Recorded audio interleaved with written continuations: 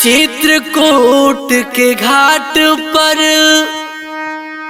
लगे संतन के भीड़, श्री तुलसीदास चंदन घिसे तिलक देत रघुवीर। चलिए आए भैया, बहुत ही प्यारा भजन मर्यादा पुरुषोत्तम श्री रामचंद्र जी के आप सबके बीच में पेश बा। आई सुनिए भैया।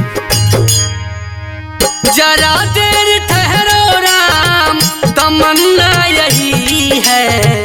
जरा देर ठहरो राम, तमन्ना यही है।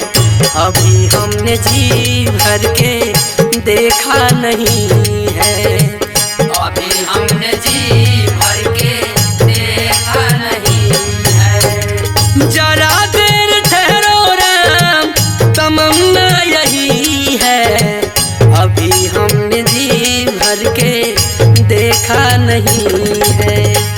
अभी हमने जी भर के देखा नहीं है। अभी हमने जी भर के देखा नहीं है। कैसी घड़ी आज जीवन की आई,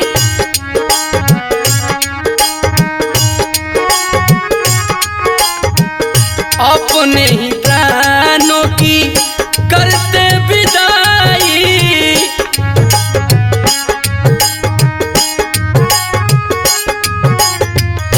कैसी घड़ी आज जीवन की आई, अपने ही प्राणों की करते विदाई। अब ये अयोध्या, अब ये अयोध्या हमारी नहीं है। अभी हमने जी भर के देखा नहीं है।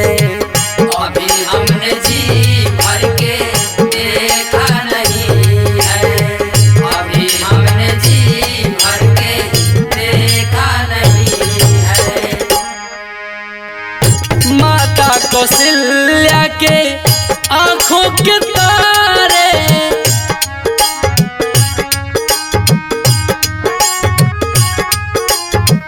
दशरथ जी के राज दुलारे।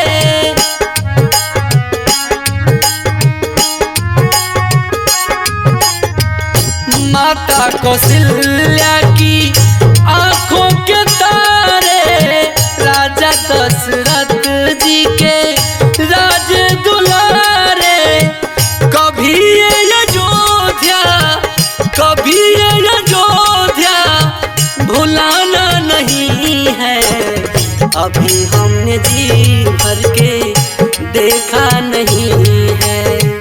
अभी हमने जी भर के देखा नहीं है। जरा देर ठहरो राम, जरा देर ठहरो राम, तमन्ना यही है। अभी हमने जी भर के देखा नहीं है। अभी हमने जी भर के देखा नहीं है। अभी हमने जी भर के देखा नहीं है।